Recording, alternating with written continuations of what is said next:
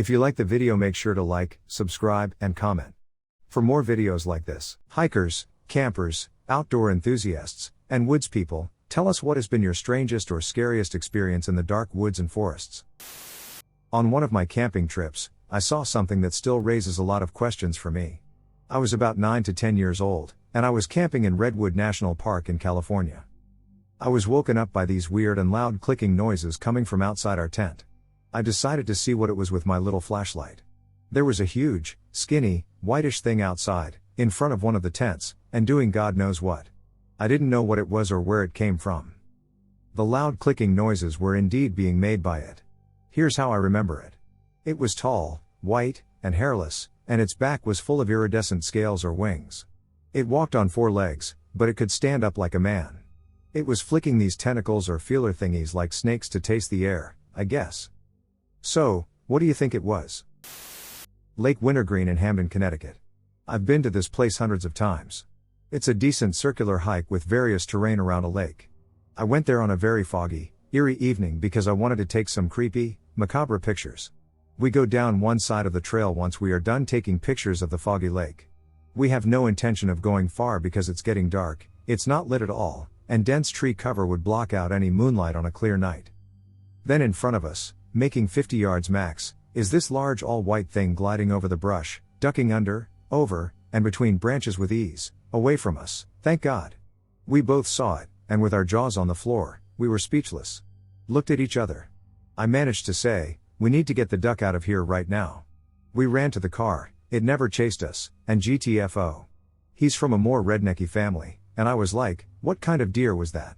He said, "Babe, that wasn't a deer." I'd quit TF that was.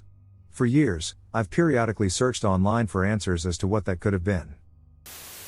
I don't know how paranormal this is, but it freaked me the duck out.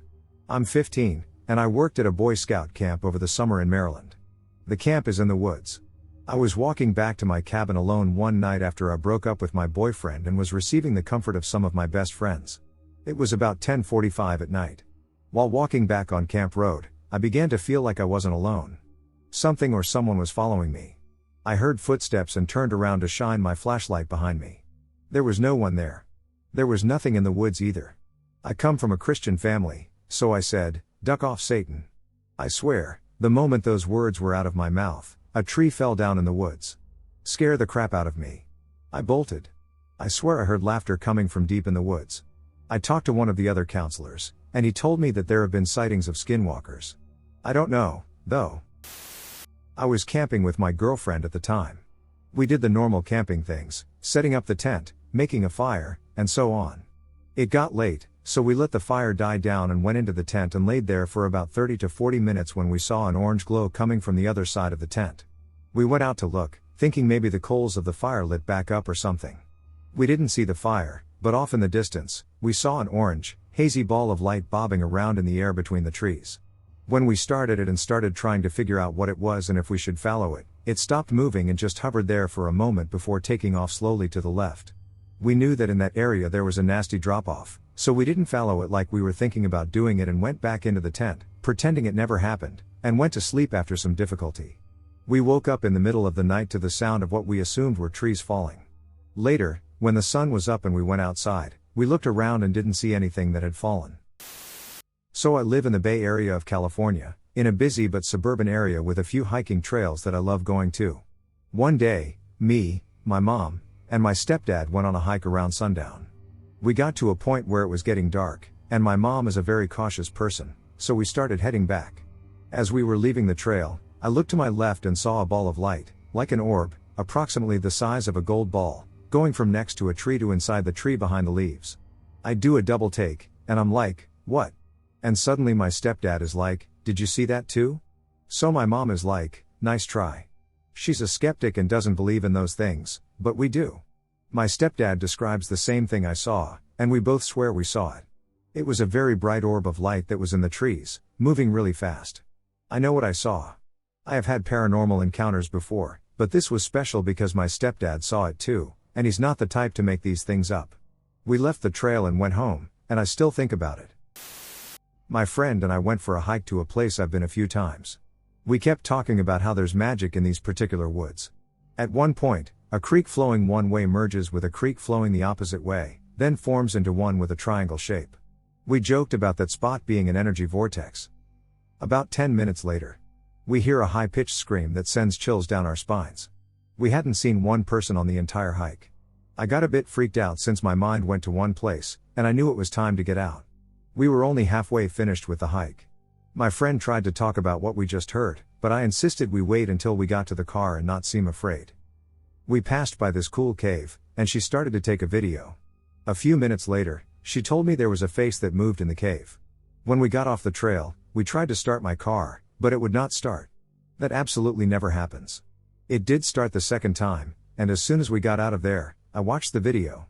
I feel like with the high-pitched scream, along with what we saw in the cave, and then my car not starting, this could be something odd. I was taking a long walk to calm down about a year ago. I was walking around for hours in a suburban area that is on the bench of a mountain range, and there is a gorge that is very easy to get to. Said gorge runs from the mountain down pretty far into the city in an upside-down Y shape, with one of the arms of the Y being much shorter. There is a church at the intersection that I was walking past. Everything was fairly quiet since it was a weekday in January, and I was looking around. I noticed, past the chain-link fence around this section of the gorge, something moving. It looked like a very large black canine and moved in a very fluid manner. Something in my brain assumed it was a lost pet, so I went to where I knew there was a break in the fence. Now, this part of the gorge has very steep sides. The fence is there because falling from it could be dangerous.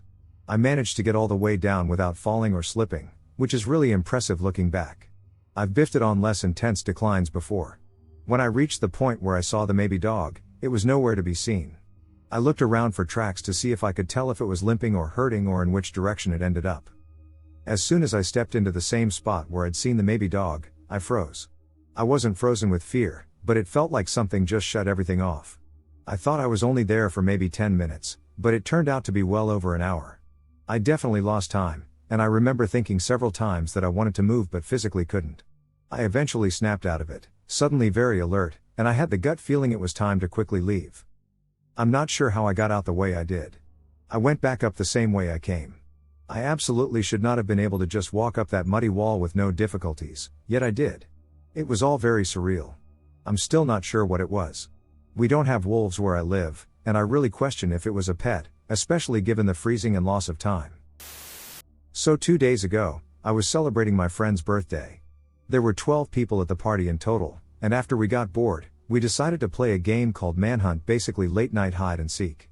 Me and 2 others were tasked with finding the others, and it went easy for the most part because after around 15 minutes we had found everyone except for 2. We searched for about 30 minutes and believed they had gone into a trail leading into the woods behind his house to prank us. The 10 of us in a line walked through the trail, and after about 5 minutes, we started hearing what sounded like the 2 of them whispering to each other and footsteps beside us. We thought it was them who told them to come out, but with no response, we kept going. Eventually, we heard them laughing and giggling as clearly as day. We stopped in our tracks and looked into the dense patch of thorns and bushes, but it stopped, and then we too took about 3 steps before we heard these incredibly heavy footsteps running towards us from the area where we heard the laughter. I turned and looked as the footsteps seemed to run into the thicket beside us and just stopped. It was shaking a lot, but all we saw was a bird staring at us on top of a tree in the bush. I turned on my phone flashlight, but there was nothing there. I then FaceTimed one of them to say they won, and he picked up immediately in the front yard with the other dude. It's impossible for them to have gotten there in the time between the footsteps and the FaceTime. We then just ran out of the woods and made sure everyone was clear that they were off limits. His dog has also been acting strange. The dog is a very friendly animal who has no fear, mainly because he's too dumb to know what he should be scared of. Anyway, he heard his dog barking a lot outside, which is very out of character even when deer or bears are around. He went outside when it suddenly stopped to find his dog, terrified, hiding under the porch stairs.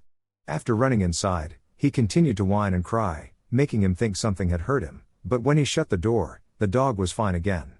There's also been weird noises, like babies crying or weird yells from the forest. Or even animals that just stare at us with no fear, like rabbits, birds, and deer that almost seem to disappear when we look away from them. We have theories about what it could be. The running theory is that it's a Wendigo or skinwalker, but I've never heard of either of them in upstate South Carolina. I was hoping someone here could have any idea as to what this could be.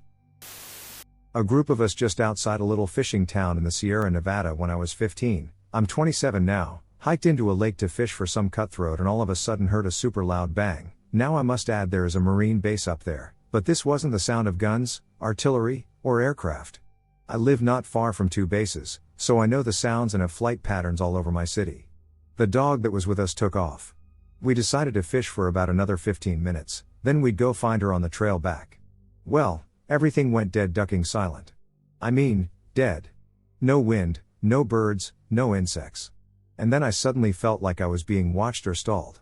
I've been watching and having encounters with bears, yotes, and lions, basically your big predators in CA, and it felt different, almost apex, with a sense of almost impounding doom. I walked the whole trail back, feeling like that most of the way. I haven't been back to that lake. I don't want to find out what it was. I've heard other stories of stuff like that happening to people on that trail. Never talked about it or told anyone. I got into the MAU podcast and thought about it. I asked my buddy last year about it, and he said, "You felt that too?" This is something my friend and I experienced back in 2018. This occurred while we were driving on Lower Pine Creek Road in Chester County, Pennsylvania. I had not and have not ever had another experience like this. This winding, unlit road is surrounded by dense woods on both sides. It is a residential road, but the houses are sparse. As it was nighttime when this occurred, all we could see was what was illuminated ahead of us by the headlights of my friend's car. As we drove along, something moved across the road, emerging from the woods on our right and disappearing into the woods again on the other side of the street. It crossed just in front of the car, within range of the headlights. The reason I say moved is because the actual motion it made is difficult to describe. It was somewhere between a run and a leap, but it wasn't quite either. Bounding is the best single word I have been able to use to capture it. This all happened very quickly, as the thing moved at an alarming speed. At first, I thought a deer had run across the road, but I quickly ruled that out. We both sat in silence for a few seconds, processing what we just witnessed. To avoid influencing my friend, I asked him what he saw, and he described it just as I recalled it. Here are the major details I remember. I knew it was not a deer because it stood on two legs, which were muscular like a human's but were hooved. The rest of its body was also lean and heavily muscled, and it had to have been between 6 feet 5 inches and 7 feet 0 inches in height. It was bright red in color, shockingly red like a fire truck. It had a large black mane, horns, and a tail. It had mostly human-like features and resembled a large ape. Again, it moved incredibly fast and bound the width of the road in just a couple steps. It was probably only within range of the headlights for 3 or so seconds. I am not prone to believing in the supernatural, and I had never heard of anything like this, so my initial reaction was to try to figure out what we really saw. However, what really pushed me to accept what we saw as reality was the Dorland Devil. This experience was terrifying when it happened. It has completely changed my beliefs about the supernatural and has opened my mind more to other people's stories of their encounters. Over time, my fear surrounding the incident has mostly subsided, but I no longer go on night hikes in the area. Aside from the article I linked, I have not heard much about this creature, although I suspect it is related to a nearby and more famous creature, the Jersey Devil. I am interested to know if anyone has any information or similar encounters around Chester County. I'm not exactly sure what it was, but I saw something strange in the woods outside of Homer, Nebraska. There's an old graveyard out here that is infamous for having a witch buried there, and it's kind of a local spot for kids to go and scare themselves. Most of the land out there is flat and is used for farming, but this graveyard sits on the edge of a big hill and is surrounded by thick woods all around. Anyway, one night at around midnight, me and 5 of my friends decided to go out there in the woods and find the grave because the one in the actual graveyard is fake and supposedly the real one is out in the forest. So we begin our adventure trekking through the dark night forest, me in the back because I'm the biggest and strongest. It doesn't take us long to find the real grave, as a couple of the people I was with have been there before. We stick around for a couple of minutes just ducking around trying to scare each other, when we all just get this instinctual feeling of dread. I know a lot of stories talk about this, but it's a very real feeling, like your body responding to danger before you can even realize what's going on. It's probably worth mentioning that, as a kid, I lived in a haunted house, and I've been in situations where I've been attacked with a knife and jumped, and I've never felt this feeling before. We decided to get the duck away from that grave. Now this is where being stupid teenagers almost got us killed. One of the kids I was with says that some people grow pot out here and that he knows where to find some. So even though we all clearly felt something was wrong, we decided, duck it, let's get high. As we started walking back through the woods again, I began to feel like we were being watched, and every now and then I would hear the rustling of leaves or just the crackling of undergrowth from behind me. I told my friends we needed to move faster, but they were all just saying I was trying to duck with them. Eventually, as we keep walking, we stumble upon a clearing, and we can't really see anything ahead of us. All of a sudden, my friend starts taking off for the other end of the clearing, and we all go after him, and all around us, we can hear cattle freaking the hell out. That might sound anticlimactic, but try getting chased by a 1,200-pound bull. So after we get a couple hundred yards away from the cows, something else scares them way worse than us. I mean, I've never heard a sound like that coming from an animal. It was a horrible mix of the cows being scared to death by something and like an unearthly ear-shattering scream. We hit a 360 no-pescope the hell out of there in the opposite direction. Now, by this time, I realized we were lost in the middle of the woods at 2 a.m. with something stalking us.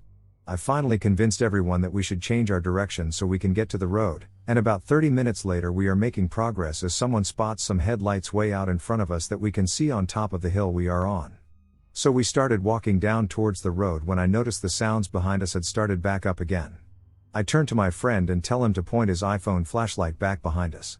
I only saw something for a second, but about 30 yards behind us, I saw a blackish-brown figure with yellow eyes lean its head out from behind a tree and then quickly duck its back behind. This is what really freaked me out, as animals around here do not sneak around and duck behind trees. I got the best look at it out of my friends, and the head looked kind of like a gaunt German shepherd. There aren't any wolves or bears around here, as far as I know. There are no large predators at all. It was a little bit elevated, but it was still eye level with me. I am 6 feet 3 inches, and this thing was at least 6. At this point, I take the duck off. I swear, I've never run that fast in my life. We make it to the road in under 5 minutes, but realize we came out on the other side of the woods and have to walk back 3 miles down the road to our cars. It was honestly the scariest night of my life, and to make things worse, I ended up losing my wallet out there that night. I have been back multiple times, but never at night now. Whatever it was not human or animal. Based on other stories I've heard, I think it might have been a skinwalker. This area is not far from a reservation, but your guess is as good as mine. On weekends, I always camp with my friends. They are jokers, and they always like to screw around. When we were going to our forest to camp, we found our place, where we always camp. We would play games on our phones, offline games, and chit-chat. All of us have our own tents, and we can literally do everything we want. The forest is empty. As I was playing a game, it was 2:32 a.m. I wasn't sleepy at all when I heard someone walking, literally footsteps. Me and my friends are 2 meters away from our tents. I was scared, but I got my courage, and I opened the tent and went outside. No one was to be seen. As I was saying, I heard literal footsteps. My friends are deep sleepers, so if you put loud music on, they won't hear it. I couldn't sleep after what I heard, and it wasn't slow footsteps, it was like fast walking. I finally went to sleep somehow. When we woke up and got outside our tents, we saw a voodoo doll on top of my tent. I don't know how I could hear someone putting it on or something. That voodoo doll looks just like me. We left the place, and we would never camp there again. This encounter happened last night while I was hiking with my husband and son, 8 years old. We went hiking to this spot in South California, where we've been going for the last 13 years. The hiking trails are basically located all along the cliff. Some trails lead to a secluded beach, others lead to a cave. We took the trail that leads to the beach, and we usually keep walking longer than the average person since we are more familiar with the terrain after the trail ends. Around 4:30 p.m., we decided to hike back up the trail while watching the sunset. At the same time, the moon was rising in the opposite direction. This moon was huge, probably one of the biggest moons I've seen here. We decided once we got back to the top of the trail around 5:30 p.m. to keep hiking along some other trail, which we've only been to once. The night was still young, and plenty of families were walking along this trail. I decided to take a quick break after a short jog to enjoy the scenery and appreciate the moon. At this time, my husband and son were pretty far from me, and all I could see was their silhouette. The night was now upon us, and the fog from the Pacific Ocean was making its way up the cliff into the hiking trails. My husband and son decided to turn back and meet me because it was getting dark. My son began to run past us. At this point, my husband looks in his direction and sees this black silhouette of a tall person standing about 9 meters from my son. As soon as this thing notices that my husband's looking at it, it gets on all fours and takes off like an animal. He yells for my son to come back. He then tells me what he saw and says something was running across the trail. I am scared of dogs, so the first thing I thought of was a stray dog running away. He says, "No, it is bigger than a dog." It was almost like the size of a bear, but it had the silhouette of a man standing in the middle of the trail, and it took off on all fours as soon as I looked at it. He said this thing was darker than the darkness around us. At this point, we were freaking out. We were hugging each other close, not knowing what to expect next. We were basically in the middle of a trail. We've only been there once with shitty phone service. We looked around, and the trail was completely empty, with no one to be seen. We were basically the only ones there. That trail went from being packed with people to now us three being the only ones there within minutes. Which made everything even more terrifying. We decided to suck it up and walk back to our car, which meant we had to pass by where my husband saw this thing on the trail. My husband said he thought he saw this thing run down the trail, but once we got to the spot where he saw it, the trail turned right, but the figure ran left. To the left were a fence and a bunch of tall bushes, making it impossible for something to go that way. Whatever it was, I would have had to jump the fence to keep going the way it went. We never saw or heard it jump the fence, and better yet, we didn't even hear its footsteps or anything moving in the bushes. My husband said it just disappeared. We managed to keep walking along the trail while holding his phone flashlight pointed at the fence and bushes where he saw it go. All I had was my water bottle, and I was ready to use it as a weapon. All we could hope for at this time was to see other people along the trail. Then we finally see lights coming from a motorcycle towards the end of the trail. This person was going into the trail, and we were relieved to be out of it and into the parking lot. When we finally got to the parking lot, it went from 50 cars to only 2 cars left. There was this couple outside taking pictures. At this point, even the person in the motorbike noped back out of this trail back to the parking lot and left. As we made our way back to our car, I kind of joked with my husband about how he might have seen a werewolf. He was still in shock and didn't say no, but he was still trying to process what he saw. My son said he saw something crawling, and that's when my husband called him to come back towards us. He was really scared that night and refused to go to sleep by himself. We all slept in the same room. My son said he felt like it was following us the whole way home. I hope not. Today we ended up watching this segment on the news by accident while having dinner, and we heard that today is a super blood wolf moon. Now I am 90% convinced he saw a werewolf.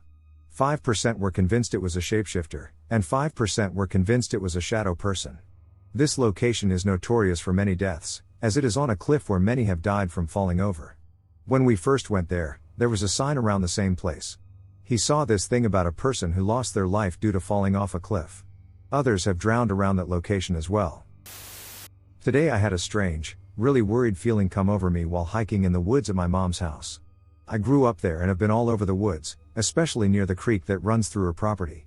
Me and my 2 boys were hiking through the creek, which is not big at all, maybe 3 feet wide at the widest point and very slow flowing, when all of a sudden I heard sounds like kids playing at a park or something, then what sounded like a bear roar. This is when I had this really eerie feeling. I stopped and listened, and I also started looking all around me, but I didn't see anything moving. She owns 64 acres and estate land all around, a really wooded area. So I know for sure that there would not have been anyone else around. After leaving the area where I first noticed all the noise, it quieted back down to normal. I have never had that feeling before, and I have been up and down that creek many times when I was in my teens. I didn't alarm my kids, ages 6 and 4, I just said, let's turn around now and head back. Am I just losing my mind? My grandmother on my mother's side has always been very superstitious. For lack of a better word, she's not religious, but she does believe in a lot of paranormal stuff. Her mother was a full-blooded Navajo, and her father was Irish. Either way, she'd never been anywhere east of Montana, and she grew up in Nevada. One year, when I was in grade school, we went to visit her. Most of the visit was pretty uneventful, typical boring old people stuff, except she always kept her curtains drawn shut and would always peek out the window, and when someone asked what she was doing, she would simply reply, "Yenold Lushi is watching me." This went on for nearly the entire visit, until a few days before we were due to leave. My grandma and my, then, baby brother, he's 19 now, were in the front yard that evening, planting flowers, when all of a sudden, my grandmother started shouting, "Get away from that creature. It's not safe." Of course, being in Nevada, we all assumed that my brother had found a scorpion or a rattlesnake, so we all ran outside to see my grandmother clutching my little brother and shaking in terror against the side of the house. Standing out in the yard was a large, black, Great Dane-sized dog. It was staring at my grandmother with an intensity I'd never seen before. It looked up at us, gave a little huff, and bounded off. I don't remember if it moved unusually fast or not, but I do remember it had really deep yellow eyes. When my mother asked my grandmother what had happened, she kept repeating, "The Yenold Lushi has found me." She moved a couple weeks after that. Last October, I decided to go hiking each weekend in a different spot related to Michigan folklore. One of those trips was swinging out to Cadillac with a friend to check out the area where the Michigan Dogman originated. Starting at the lake, we took the White Pine Trail about 4 miles out before heading back, all in the bright light of day. The first chunk of the trail is very populated as it takes you out of town. There was even a trail cat belonging to one of the houses off it that came and snuggled us for a bit, but you eventually hit an intersection where the woods kind of start. On our way back, we crossed that intersection, having stopped to check for cars, as it isn't a super slow one, and as we finished crossing the street, we both froze. After a few seconds of our own silence, we both started whispering at each other under our breaths. I pulled out my phone and started recording, but the sound didn't happen again, and we eventually carried on our way after a few minutes of hushed speculation. What we heard, specifically, were 3 subsequent howls of varying pitch. A middle note, a higher one, and then the lowest of the 3, all seeming to come from the same exact spot and all sounding like they came from the same creature too. Each howl lasted about a second, like half notes to a song something was trying to sing. In fact, we walked away only half jokingly, saying it felt like we'd just been serenaded by the Dogman himself. We still can't figure out what could have made the sound. It came from a small batch of bushes on the northwest corner of the intersection, but there was nothing in there when we looked, and the batch was small, maybe 5 feet deep, with too much empty space on the other side for something to run without us seeing it with ease. Has anyone else in the Cadillac area heard any similar noises? There were no bad vibes or anything while we were experiencing it. If anything, we left the area feeling like something had been trying to play with us or delight us a little bit. I'm thinking about visiting again later this year to see if I can hear it again. My husband and I really enjoy outdoor sports, especially camping. We sometimes go camping in forbidden zones, too, but we really do take care of the place we are staying, cleaning up all our mess. This was one of these times, when we went camping in a forbidden zone, which we now call the Fairy Forest. This forest is owned by a family that did a hell of a good job decorating the place. Figures of fairies, elves, and angels were scattered around the brown fall leaves, on branches, and on rocks. Dream catchers and other handmade artifacts, presumably made by children, were also hanging around the place. There were also little tables and chairs designed for the fairies and info tables explaining about the fairies and elves. It was truly a fairy tale. There was one problem, though. Some douchebags threw things and broke some of the decoration, so we put them back up and mend what we could with my husband as we walked along. We then set up our tent, cooked some food, enjoyed our drinks, and just chilled before going to bed. I woke up to 3 or 4 lights hovering over me at night. I wasn't scared, I was just surprised. I didn't want to open my eyes in case the lights disappeared. I wanted to prolong the experience as much as I could, but I soon drifted back to sleep. The morning sun penetrating our tent woke us up. As we were pouring our morning coffee, I casually told my husband that I saw lights hovering over us at night. He paused a second and said, "I saw them, too." We got into a heated discussion as to what they could be. No, our overhead lamp could not have misfunctioned because the lights were moving, almost swimming in the air, if you will. No, there could not have been people shining flashlights at us because we didn't hear any footsteps, and the source of the lights was coming directly from our tent, right above us. They were like balls of light, or orbs, and not like rays. No, they could not have been airplane lights or any other street light because, again, the lights we saw were moving. We believe they were fairies, possibly thanking us for cleaning up the mess. We still go there from time to time just to drink coffee, but we haven't camped there since. I sense this amazing feeling each time I go there. That forest melts away my problems and gives me a content feeling, almost like it's telling me, everything is going to be okay. It is absolutely beautiful. I am in Moorhead, Kentucky, and have been experiencing unexplainable things while I've been hiking around Eagle Lake or near Cave Run. I'm not a superstitious person, and I am very rational when it comes to the animals in our region. It will sound as if something is approaching, coming much closer than any animal should, and when noticed, I react, stomp my feet, etc., it stops. An unrelenting dread and overwhelming anxiety fall over me, I cannot shake it, and I know I have to leave at that point.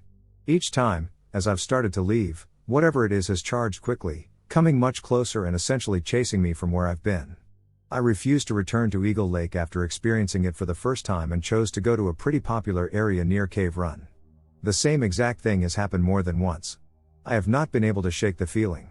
I have definitely been the only one in the area on both occasions, and there have been no animals near, definitely not ones large enough to make the sounds I've heard. My girlfriend has been with me on each occasion and has heard and felt the same as me. If anyone has seen, felt, or heard anything, please let me know.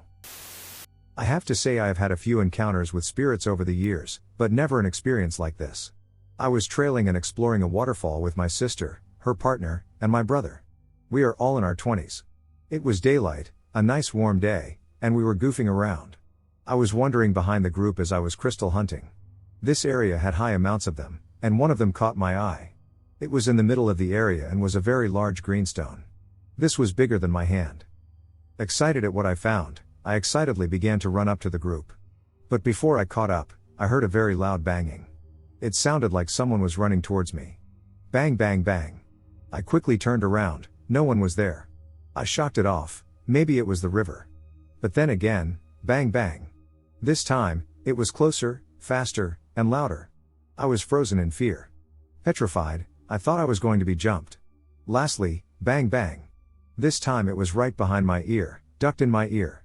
And I heard a low growl. I jumped, threw the green stone back into the lake, and screamed my head off. Everyone freaked out. I had no explanation. There was a cold shiver and negative energy in the area.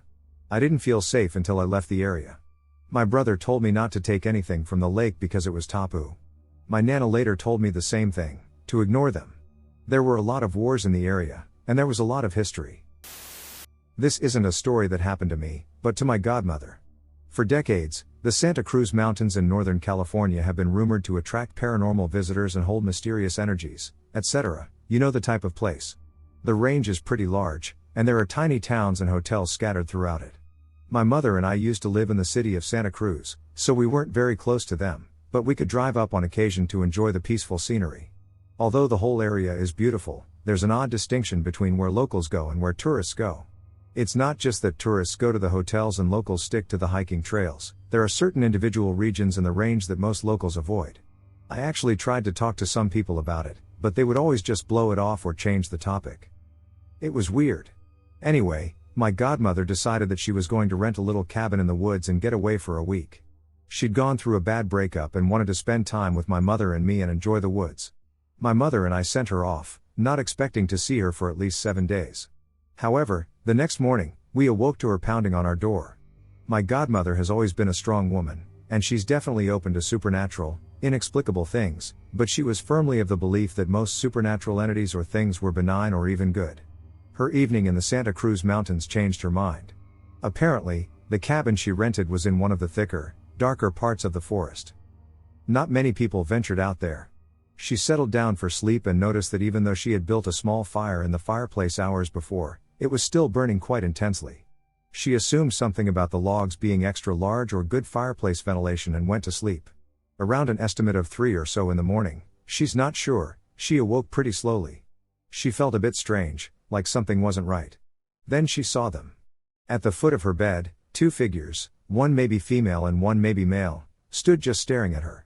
They were very dark, but it seemed the female maybe had on a white dress or something like that. She just stared back at them, like they were sizing each other up. She remembers rubbing her face and trying to sit up like she was in a dream, but the figures remained at the foot of her bed no matter what. She says she wasn't too scared until she met their eyes. Glowing from dark grayish skin, these figures had pulsing orange eyes, and around their bodies a sort of strange flame-like aura she noticed as soon as she made eye contact. They didn't move at all. Behind them in the fireplace, the fire was roaring, like someone had poured gasoline into it. She suddenly felt very heavy and very sick as a sense of dread filled her. As quickly as she could, she grabbed her coat and sprinted out of the cabin. She ran all the way down the mountain until she found a hotel, from which she called a taxi. She never went back. There is definitely some weird stuff that goes on in those mountains. My parents once stumbled upon a group performing what looked like a dark ritual with people dancing in gray hoods around an inverted cross set on fire for one, and they found slaughtered animals with ornate markings carved into their bodies on certain trails. Does anyone have a similar experience or have found anything bizarre in the Santa Cruz Mountains? I'm curious to investigate, but I'm not sure if I want to go in there alone now. We went camping last year at Ovens National Park. We had just returned from spending the summer in Western Canada and hadn't seen each other in 4 months. So we decided to spend some time together and go camping with another couple who were close friends of ours. We booked the cheapest cabin at the campground for 2 nights and headed out. The first night we had a campfire, So we sat inside the small cabin and started playing cards. My boyfriend was being a sore loser and seemed to be acting kind of strange nonetheless. He abruptly said he was going for a walk and left the cabin. After about half an hour, I started to get a bit anxious and called his cell. This is where things started to get really weird. He didn't answer at first, but he called me back right away. When I answered, he seemed to have calmed down a bit, and I asked him where he was. He said he was sitting on a bench on the trail, then he asked where I was. This confused me a bit because I hadn't left the cabin since he left, and I wasn't likely to since I'm terrified of the dark. I told him this, and this suddenly freaked him out, and he said he was coming back to the cabin. It was weird because he's generally pretty level-headed and hard to actually scare. So after about 2 minutes, I hear running footsteps coming to the cabin, and my boyfriend comes tearing into the cabin. Then this is what he told me: he had walked out to the trails to get some fresh air and sat down on one of the benches to look out at the ocean. The moon was pretty bright that night, so everything was illuminated pretty well. Then he said he heard someone walking by, and he saw this really tall and pale figure stop and look at him, and then continue on. For some reason, he assumed this was me coming to look for him, and that was when I called him and told him I was in the cabin. He said that, in retrospect, it was inhumanly tall and pale and could not possibly be a person. He was not himself for the rest of the night and didn't seem normal until lunch the next day. Does anyone have any ideas about what this might have been? I'm imagining something like the Fresno night crawlers. When I was 14, around 2001, I was hunting on my family's property here in upstate South Carolina. It was a bright morning in mid-October. Rifle season had just begun. The sun had been up for about an hour, and the deer were moving well. I had seen a couple of doves in the food plot I was hunting right after daylight. After the deer had moved out of the plot, I thought I could hear someone singing. As I sat there, the singing got louder and louder, and I could hear laughing and giggling. I thought to myself, who in the hell is out here in the middle of the woods during hunting season with their kids? As the singing got louder and louder, I finally caught a glimpse of movement. I took out my binoculars to see what it was. The small field is about 80 yards long, and back then there were large pines at the end of the field that you could see into for about another 50 yards. What I saw was what I first thought was a young girl walking through the woods. She was singing and laughing like she was as happy as she could be. She was just inside the tree line, and I could see her as plain as day. When I finally got a good look at her, she wasn't a little girl. She was a beautiful, dark-skinned, slender woman with long, dark curly hair. She was wearing a brown dress and was barefooted. I watched her as she stopped right by a stump, touched it, and giggled again. The stump came up to her shoulders. She was admiring it and talking to it. She stood there for a moment, talking to herself, then suddenly stopped. And she looked around like she had an idea something was off. She looked in my direction, never really at me. After a few moments, she started humming and kind of walked and skipped directly away from me. She then turned to the right, and I lost her in the forest. As soon as I lost sight of her, the humming and giggles completely stopped. I never heard it or saw her again. I sat there confused, but not really scared. After a few hours, I decided to come down from the stand. My curiosity got the best of me, and I went to investigate the stump I had seen her looking at. I walked over to it, but it didn't make sense. The stump that had come to her shoulders barely came up to my waist. It made no sense to me. But I saw what she was looking at. There was a wild rose bush on the back of the stump with one flower that was open. Again, this was in the fall, and it bewildered me even more. To this day, I have absolutely no idea who or what this tiny, barefooted woman was. Or why she was out there. I have hunted that same food plot many, many times over the years, hoping to see her again. But I never have. I will always be intrigued by her, and I hope to see her again one day. Like I said before, I want to be scared or disturbed by her. I am just very curious and confused by her actions and the flower. I guess I still am to this day. Last year, we went camping with some friends. It was early September, but still hot enough to sleep outside. We made ourselves a lovely camping spot with a big bonfire and some candles around it to delimit the spot. I have some psychic abilities and can feel if a spirit is near or something. Usually I can tell if it's a female or masculine, or a child's presence. Sometimes I thought I could feel something but didn't want to think too much about it, to not get too scared and fall into paranoia. The evening went fine, and we stayed up until around 1 to 2 a.m. before going to bed. I woke an hour or two later in full mode panic attack. I have a history of anxiety, but I never felt this nauseous before. It was like everything that I experienced before when I had my moment of high anxiety was multiplied. I was sleeping with my boyfriend in the tent, and he asked if I was okay. I told him that I was feeling very bad and probably having a little panic attack, which had never happened to me before. I assumed it was because we were lying on the ground and it was not very comfortable, which made me uneasy during my sleep. So I sat up and started doing some breathing exercises to calm myself down. It didn't really work, and I got out of the tent to, well, puke. Anyway, after that, it kind of got better, and I was able to fall back to sleep a while later. The next morning, we all woke up and started packing up our stuff. I told the others about my story, and my boyfriend and one of his friends started talking about how they heard footsteps around our camp during the night. I didn't think much of it since I didn't hear it, but according to my boyfriend, it happened a little bit before I woke up, and that's why he asked me if I was okay because he was already awake at the time I woke up panicking. Anyway, fast forward to today. I never thought about it too much because I thought that this episode of panic was due to the fact that I pushed my body a little bit too hard the day we went for this long walk before camping.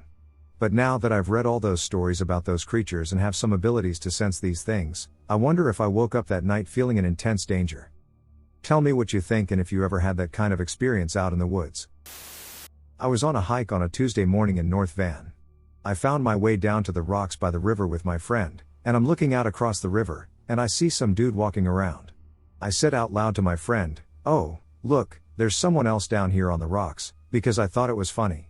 We had made quite an effort to get through the bush and down the boulders and stuff. My friend isn't seeing who I'm pointing to, so I keep trying to show them, and I keep saying aloud what's happening. The dude walks a bit more, turns to his side, and now it looks like a big black dog on all fours, and then it walks out of view.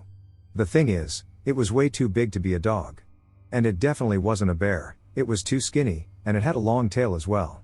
We hiked up to the point where I saw it, and with the layout of the trails, it would have been hard for us to miss anyone leaving the area. We did see a woman with her dogs, but I asked her if they had gone down to the rocks, and she looked at us confused and said not at all. So I don't know. I recently had a friend return to our hometown with his girlfriend, and while we were catching up, he told me that the pair of them had gone out for a hike but that things became unpleasant while on the trail. He said that things became hushed. The atmosphere in the woods became heavy. He expressly said that he felt as though he was being watched, and his girlfriend confirmed it. I found this so bizarre because my older brother related an almost identical encounter to me a couple of years ago. He told of a time when he was hunting. He mentioned the quiet and the fear, and he even said he felt as though he was being watched. I've never felt this before. I live in a forested state with lots of outdoors people, and I count myself among them. Asking around locally, I've never met anyone else who has shared this experience. In fact, it's usually the opposite. People love the woods. In all my many hours in the wilderness, I've never felt like the forest turned on me. Have you? Does anyone know of a name for this phenomenon? While camping with my son and wife in a very remote location, while they walked away to use the restroom behind a tree, I heard her and my son call my name. I went to meet them, but they came up behind me, and that stopped me dead in my tracks. They said they didn't call me, and my wife's not one to joke, especially about creepy stuff. My son would have eventually laughed or told me if it was actually them. None of my friends knew we were camping there, and it happened close to 2 a.m. in the morning. It's an island, separated on one side by a small creek. There are tons of alligators that stay out there, so I doubt anyone would have come there by the creek to scare us at 2 a.m. My name is Phil, but my wife says it like Fayoul, and that's how the voice called me. She says it like that all the time as a habit from teasing the way my young nieces say my name. It was a super weird thing to happen to me, and there's no explanation for it. It gives me the creeps to think that something out there was luring me under the guise of my wife and son. I was 16 at the time, and I was at a small hunting camp near the eastern panhandle of West Virginia. The camp has a fairly large pond when you drive in. The camp itself is one large circle with a couple of branching roads. When you come in, you can go straight up by some old-growth pine with nothing growing at the bottom, and nestled in is a little shack. To the left will take you by the pond, and you can continue onto the road and circle up the mountain where it links with the other road. I have a place on this side, about 2.5 miles from the pond. At about 10 p.m. one night, I decided I wanted to go catfishing, so I loaded up my four-wheeler with a tackle road mining hat with light and a hatchet for any snakes and drove down to the pond on the rocky dirt road. I get down there about 10:30, and my first line out. Where I'm at has a wooded area to my right that is a thicket of blackberry bushes with a path cut through to another fishing spot, with the road to my left and back down in a little dip. I fished for about an hour and a half, only catching one little fish, when I felt eyes on me and heard a branch snap. Now I've been in the woods my whole life at this point, so I grabbed my hatchet, set it in my lap, and keep an eye in the woods to see what little bit I can with how thick it is, thinking it is at worst a coyote or black bear. About 30 uneasy minutes passed, never really feeling the eyes leave me, then suddenly the air thinned and everything felt normal. About 10 more minutes pass, and I hear a loud skittering of lefts and thuds coming from the direction of the old pine growth. Thinking one of the drunks out there had gotten out and fell, I got up and made my way up and over the bank past the little shed into the old growth, scanning back and forth with my light mounted to the hard hat when it happened. On the very edge of the light was a pale humanoid figure on all fours. Its eyes darted to mine, and we locked eyes. Being on the edge of the light, I didn't get a good look at them, but I froze. Knowing that if I turned my back on it to run, it might react like a cougar and pounce, I readied the hatchet to defend myself and took a step back.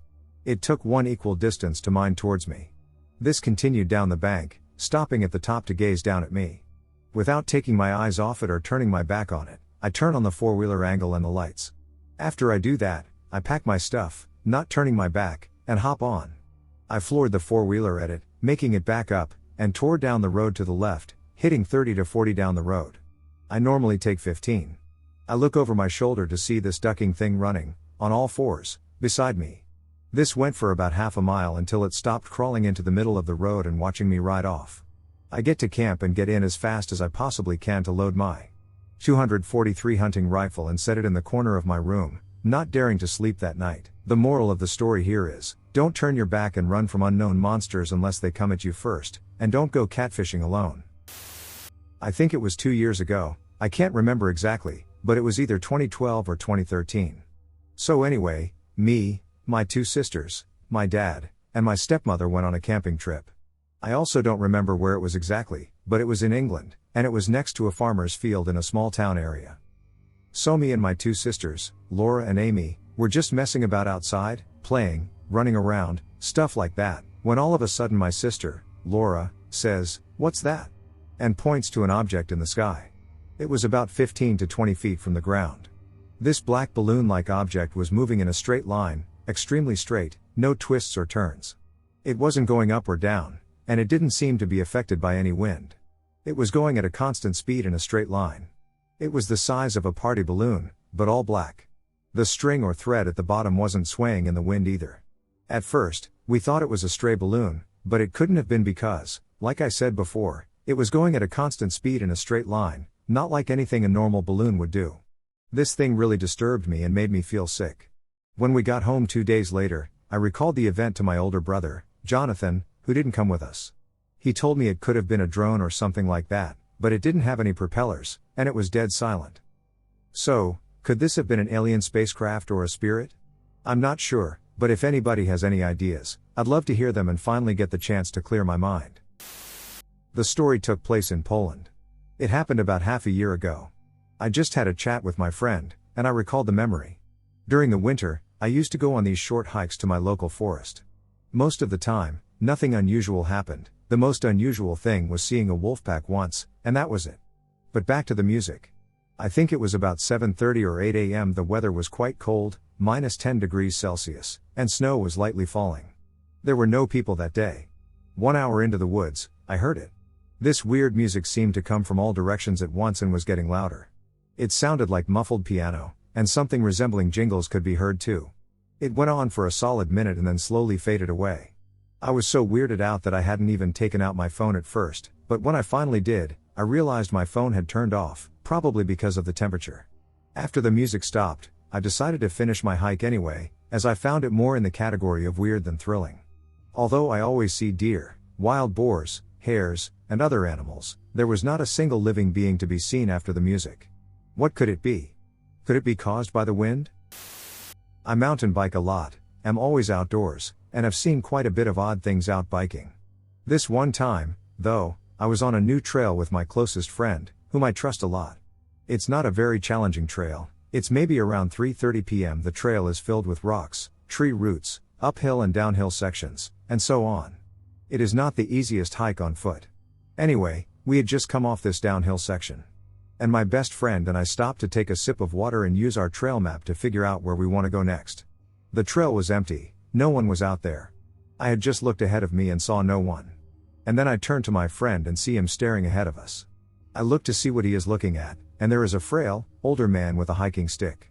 He has a canvas hat on and clothes that were too warm to be out on a 75-degree day. He came out of nowhere. He had no water or anything on him, considering his age and that the trail is not easy on foot. He seemed very out of place. But I had just looked ahead of us, maybe 30 seconds prior. And then he was just 10 feet in front of us when I saw my friend staring at him. He is walking towards us, staring at us.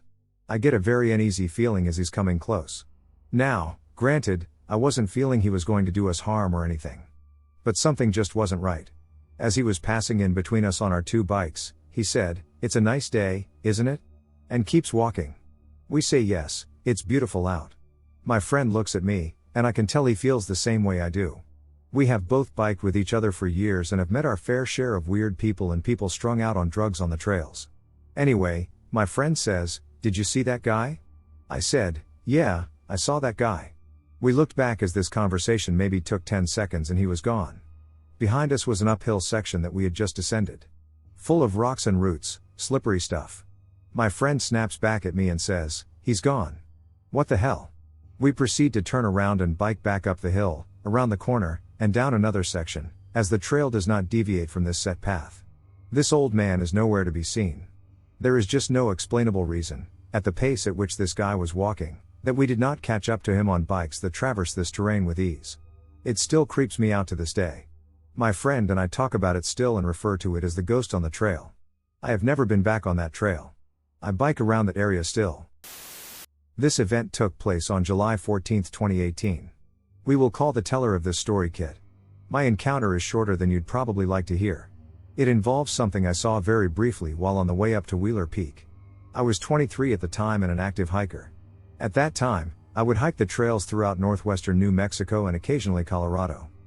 I'd pretty frequently end up in and around Taos, where I'd ski in the winter, during years when I could afford the pass, and hike in the summer. If you know anything about the mountains there in the summer, then you'll know that it rains pretty much every afternoon up there.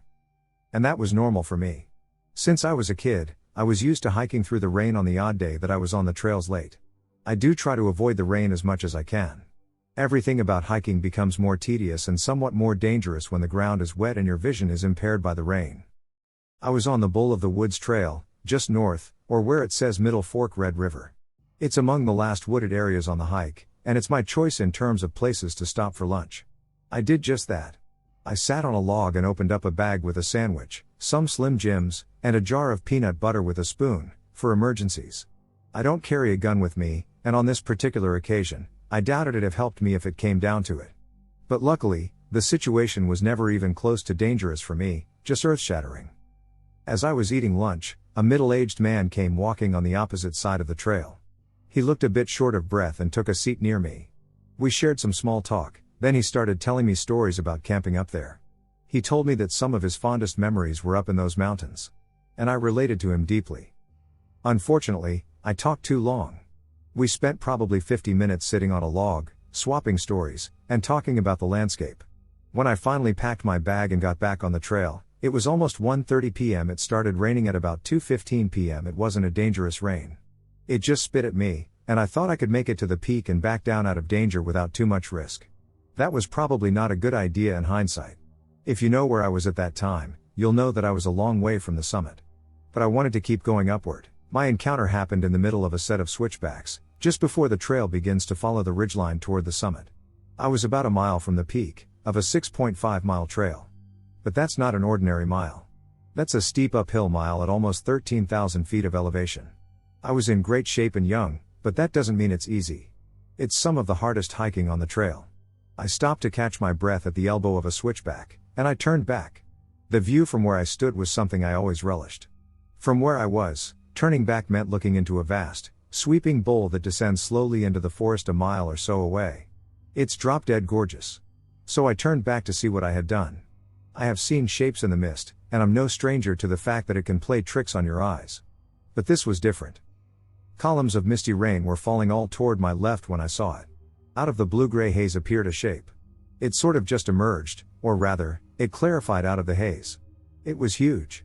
It stood almost as high as I was, but its feet rested on the floor of the valley. It must have stood to be more than a few hundred feet tall. And that sounds completely ridiculous. I know. I know that because I fainted. What I saw before passing out was this: clarify from the haze, take a handful of steps toward my left, east, and begin to pass behind the mountains. Its clothes fluttered like one of those massive flags that car dealerships have. The waves were really slow. It was definitely anthropomorphic. It had 2 arms, 2 legs, and a head that was in a hood. Its proportions were all off. A human of that height would be relatively skinny. But this thing was wide, and its width was increased by the billowing of its clothes. After I awoke, the thing was gone. The rain was heavier now, and there was some lightning. With how far I was from the peak, I decided it would be best to head down. I have not been hiking since. Today my partner and I went for a hike on a trail in Lodi, Wisconsin. The path forks off into 2 separate trails, and we chose to follow the one on the right. It's a very short hike one way, mostly because we lost track of the trail at some point. The leaves on the ground made it difficult to see if the trail continued or not. Along the way, we noticed that there was a burned and dirt-covered small backpack next to a tree. I poked it to see if it had anything inside and decided against picking it up and checking it out. As we're heading up the trail, I looked at a spot down the slant, since we are on the side of a hill, and I noticed there was a weird mark on the ground. From far away, it looked like chalk circles. I mentioned it to my partner, and we brushed it off. Up ahead in the path, before the trail seems to end, there is another chalk circle in the middle of the path. Upon looking at it, we noticed that it was a white powder that the circles are made of. Similar to flour, so that's what we decided it potentially was, and there were piles of ash and sand with what we believe is burnt bread inside the circle. We decided to head back since we couldn't find a proper trail to continue on, and we weren't prepared to explore further in fading daylight in a place we are not familiar with. I wanted to see if the first circle I saw was similar to the one in the middle of the trail, so I investigated. Same thing, white flour-like powder, piles of sand with burnt items, mostly wood in this one. Except this circle seemed to have been broken or someone smudged it. On our way back, we found a side trail with marks and decided to explore that a bit before heading out. As we're following this trail, we realize that both of us are feeling a bit unsettled. Aside from what we had found, the general feeling of this place was initially a bit different. Side note, this area of Wisconsin is a place we go frequently for hiking but have not been to this specific hiking spot before. We have been to the surrounding trails and have had good hikes. Occasionally we'll get an off feeling in our guts, but nothing out of the ordinary has ever happened. At some point, we passed a specific tree with a trail mark, and it honestly looked like my vision changed or glitched for a split second, and that unsettling feeling grew bigger. We got about 5 minutes from that tree, and I asked if we could head back since I'm not trusting it at the moment. We both agreed to go back. On our way out, we inspect the backpack. It has the name Dylon or Dylan on it with a marker on the inside, and the bag was definitely burned and covered in dirt. I didn't see anything inherently paranormal, and I'm curious if you guys know what the circles could be about. I chalked it up to either someone getting bullied in a real shitty way or just adolescents ducking around in the woods since it's October. On the other hand, the feeling that I had in that area of the hill was seriously off. It was like everything was so still and quiet. The silence was loud in there, but any other trails around that one had so much sound, birds, hunting gun sounds, even a breeze. You just couldn't hear any of that on this specific trail, where the circles and backpack were. Any theories? Could you guys throw any answers or possibilities my way on what the circles and fires could be for? I have seen what I believe were the Brown Mountain Lights. In February 2015, me and 3 other friends, 2 girls and 2 boys, rented a cabin in the Linville Falls/Pisgah National Forest area. We stayed in the cabin for a weekend, and one night around 11 p.m., one of my friends said that they were bored and that we all should go find a trail to walk down, and maybe we would be able to see the city lights from the next town over. So we all agree to go out. We get in my car and head out to find a trail that would be safe enough to walk at night. I remembered that there is an awesome overlook in the woods called Wiseman's View that is situated in the Linville Gorge. It's a very popular lookout area that is nestled a good distance back into the woods from the main road. We all agreed to go to Wiseman's, and once we finally reached the lookout, we split into 2 groups.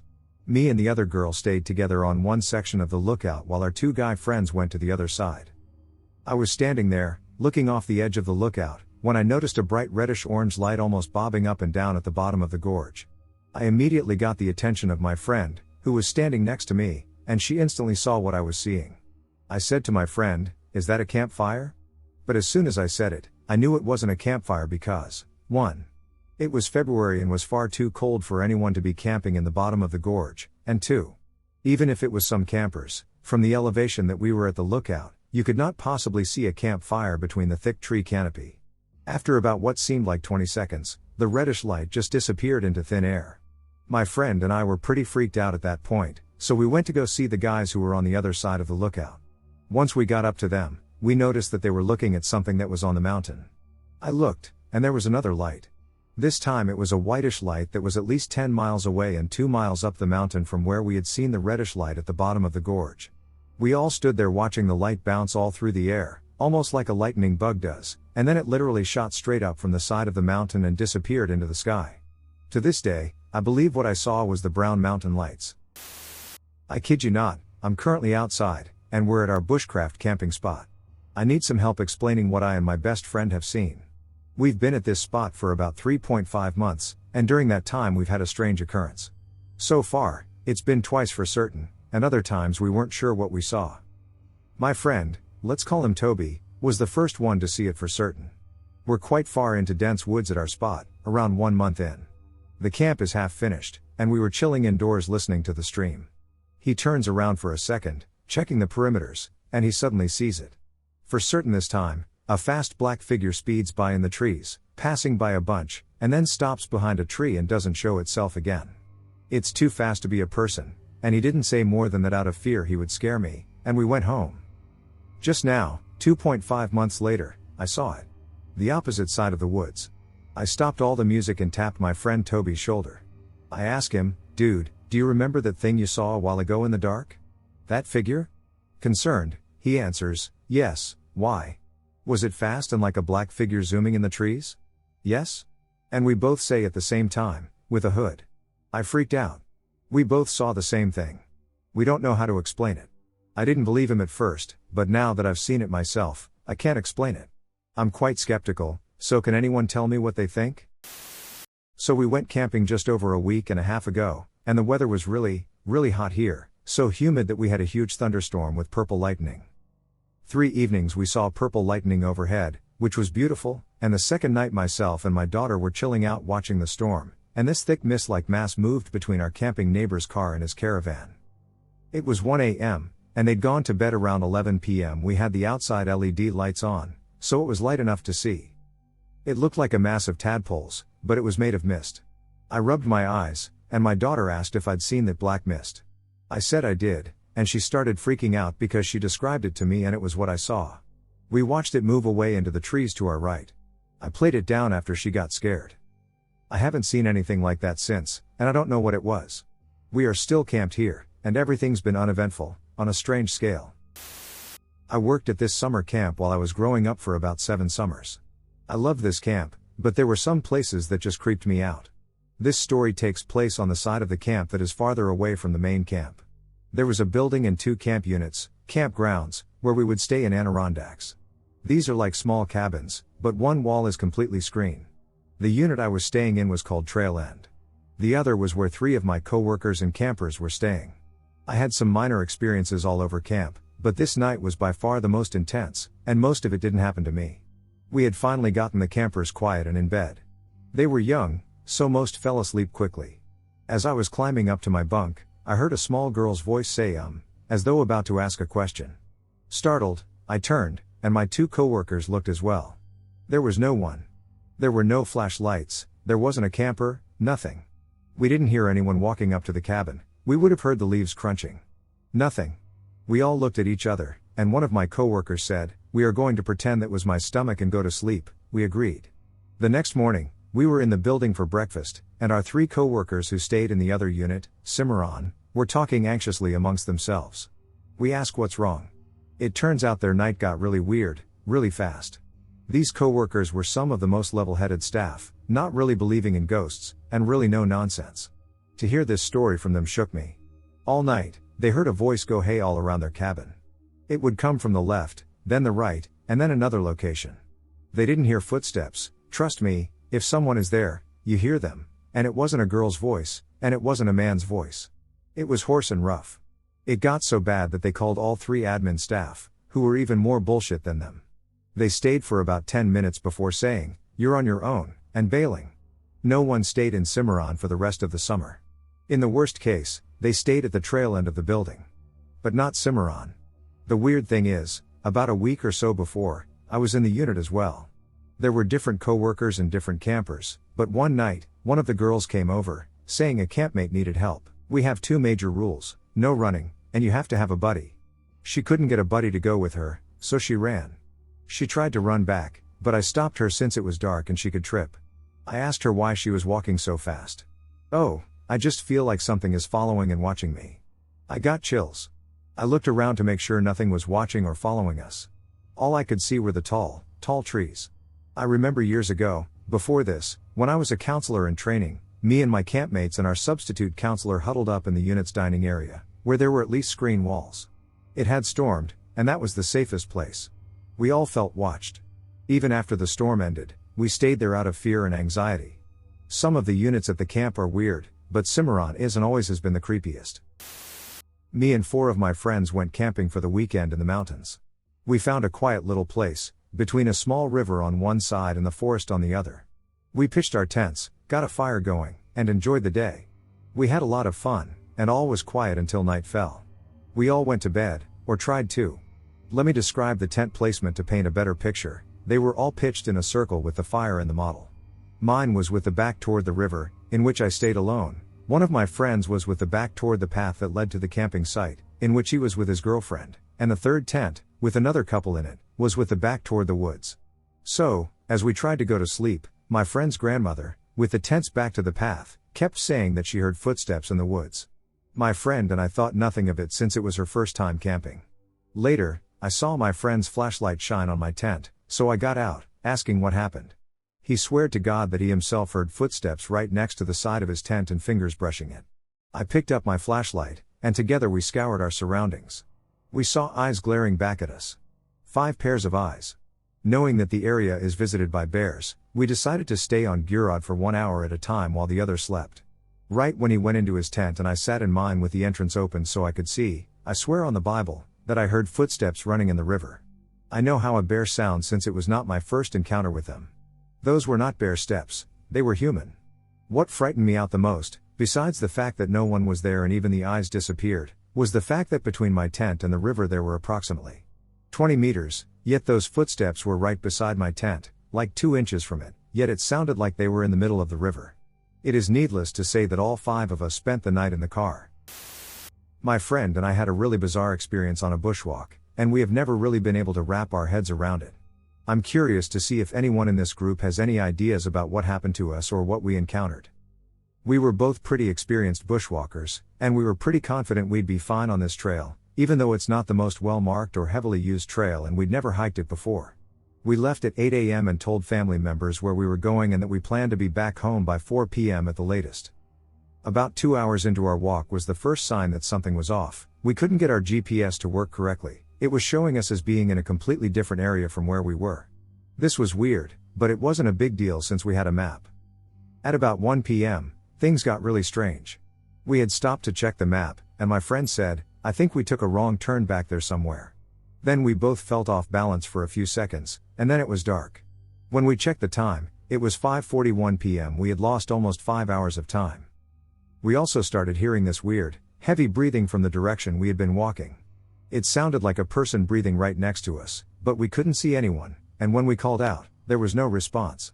We live in Australia, so we didn't have to worry about any large predators, except for drop bears, of course, but you hear stories about weirdos who hang out in the bush and murder backpackers. We were both extremely unnerved, and we just didn't feel comfortable moving towards the breathing noise. On top of that, we agreed that we had made a wrong turn somewhere, so we turned and walked the way we came. We considered calling for help on our satellite phone, but we decided we'd at least try to backtrack to where we'd lost our way and go from there before calling for help. The breathing followed us as we walked. We were both feeling dizzy. We were convinced we were being followed by a serial killer, and we were too scared to stop and try and call for help, believing if we alerted whoever was following us that help was on the way, it would prompt them to attack. Eventually, I was too dizzy to continue, so we stopped and called for help. We were instructed to stay where we were and wait for rescue, but the breathing sound wasn't going away, so we kept moving back towards where we thought we'd left the trail whenever I was well enough to walk for a few minutes. The breathing followed. Eventually, we found a set of stairs that was marked on the map, so we were able to more accurately tell rescuers where we were. I fainted while waiting for rescuers, and my friend tells me the breathing not only continued but sounded like it was circling us. There were never any sounds of footsteps or any indication that there was anyone there, except for the breathing. She admitted that by the time the SES arrived, she was hysterical. We were both rescued without any physical injuries. The source of the breathing, our dizziness, and our lost time were never identified, and they were pretty much brushed off as the products of panicked brains. Even our families didn't believe us, they thought we'd just gotten lost and been too embarrassed to call for help. Shortly after this happened, she told me she was having nightmares about the breathing sound and the dizziness and sense of unease she felt. She mentioned she didn't feel like she ever wanted to go bushwalking or camping again, and to my knowledge, she never did after that. That was pretty much the last I heard from her for over 2 years, until a few weeks ago when she reached out to me to catch up. We had a short chat, but we didn't mention this incident. Tragically, a week later, she took her own life. I don't know how much our experience played a part in her mental health. I know there are always many factors in suicide, and it would be silly to think I could have prevented it, but I feel really guilty that I didn't try to stay in contact with her. No one else believed her about what happened, and I know that affected her a lot. I don't know if I'll ever have closure about what happened to us and how, if at all, it contributed to her death. I guess I'm wondering if this experience sounds familiar to anyone or if anyone has heard of anything like this. So this happened a few years ago, in my spring break senior year of high school. I was hiking part of the long trail/at, which goes south from Glastonbury to Bennington, and it was the usual very cold nights and warm, muddy days Vermont usually has in the spring, so pretty fun to hike in. I was going to take a day and rest my feet, go swimming in a pond, and cool off, so I took a detour onto the Bald Mountain Trail.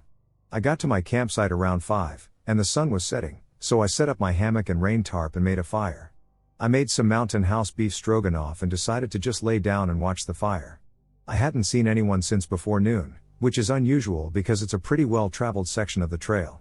I started to get really uneasy, and it definitely felt like someone was watching me from a distance. I ended up sitting with my back against a maple, facing the fire, and holding my camp knife. A few hours later, 9:10-ish, I heard a really loud crash in the woods, like a plane falling out of the sky or a freight train right next to me. Then there was dead silence. No wind, no leaves, no owls, just dead quiet. I remember getting really uncomfortable and shouting out to see if there was anyone out there, but I just started hearing a really subtle droning noise, like a key being rubbed on a bass string or radio static but super low pitched. I didn't sleep at all that night, I just watched the moon go really slowly over the sky, and the sound got quieter as it got lighter outside. When I could see well enough to walk, I picked up my gear and sprinted back to the main trail. I found some people up early and hiked with them all the way back. I am an avid outdoorsman and love to hunt and camp around the Francis Marion and Sumter National Forests. Back in 2018, I took my young son and dog out to a remote area in the National Forest to test out a new camper shell on my recently purchased truck. We found a secluded area off a dirt road, made dinner, and then packed it in for the night as soon as it got dark. Around 11 p.m. at night, I sat up and looked out the back of the truck due to my dog growling. In the distance, I saw what looked like hundreds of small white balls of light darting around, then hovering for a few seconds and slowly converging to our campsite. They looked just like the dust orbs you see on videos, but these were producing light in a completely dark forest. They soon surrounded my truck. It seemed like there were hundreds of them. They were a soft white light, and they didn't blink. Lighting bugs were out early in the evening, but those were yellow and blinking. After 30 minutes of them floating around and concentrating around us, I finally worked up the nerve to open the truck and light a lantern, and they promptly disappeared. After turning off the lights and locking them back up, they came back. My son was fast asleep, thank goodness. I watched them until I finally fell asleep around 1 a.m. the next morning. When we tried to leave, the battery was dead on the new truck. There weren't any lights in the back cab where we would have used any power. A week later, I had to replace the electric control module. I am not sure if that is relevant information, but I thought I would add it. Has anyone had a similar experience? Just thinking about them again makes the hair stand up on my neck. This story is from my girlfriend's perspective, and she still, to this day, has no idea what she encountered. So to begin, this story happened back in 2018. I arrived in this small, rural town near Cape May. The company I was working for at the time was sending me out to go door to door, advertising cable and Wi-Fi that they wanted me to sell.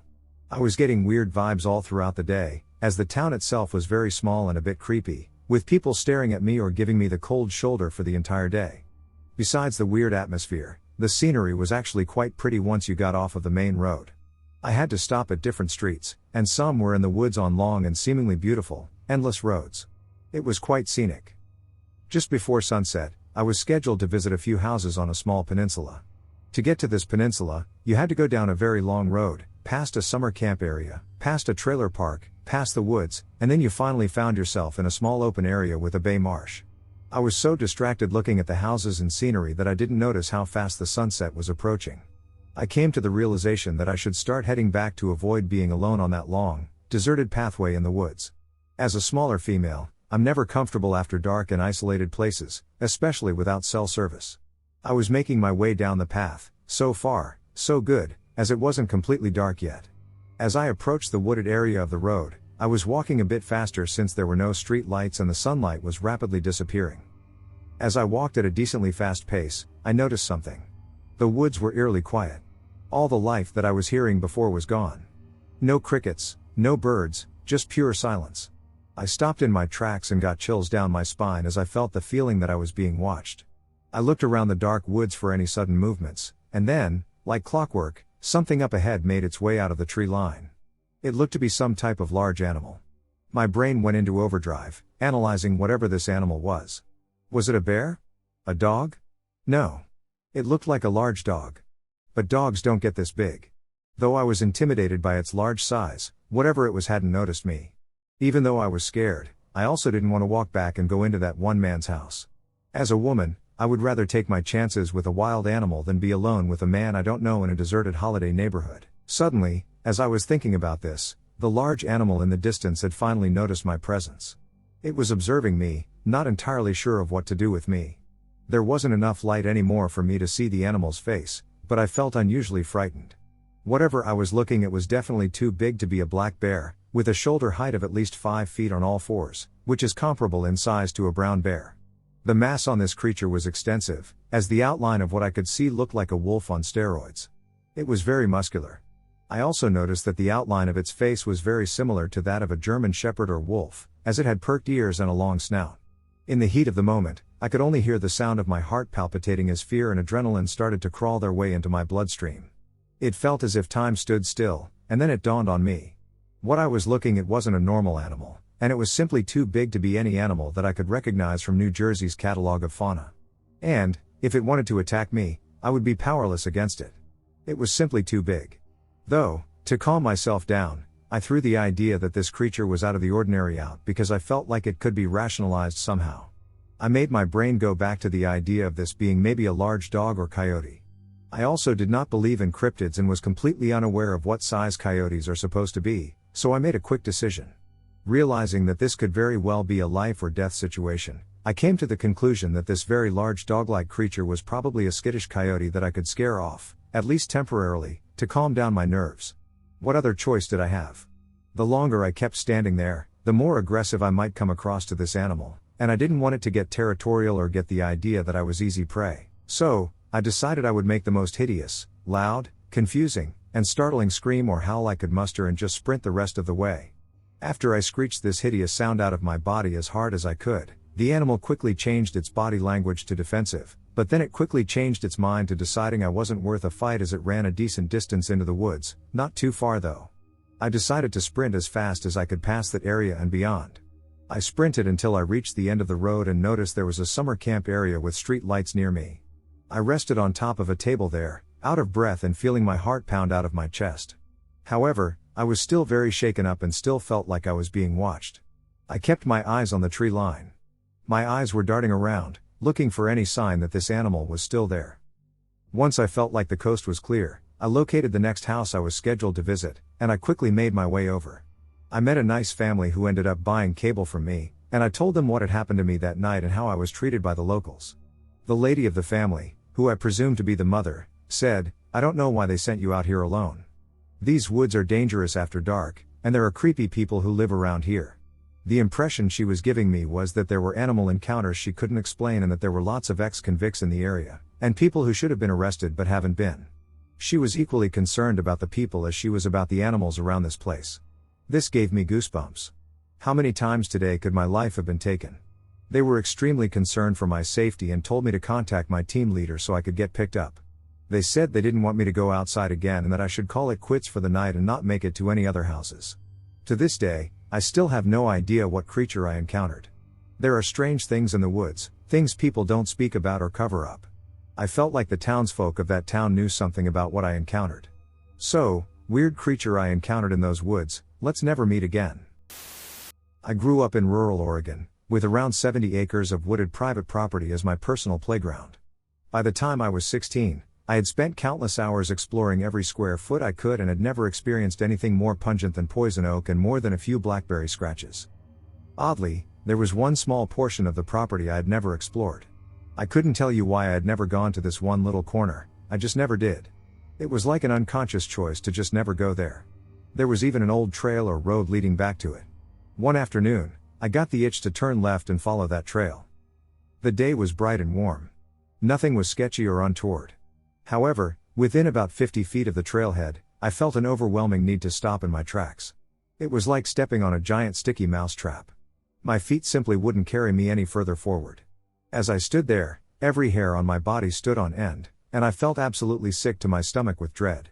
I spun in place, looking in every direction for whatever danger my whole body was telling me was there. The spot where I stood was a bit of a clearing in the trees.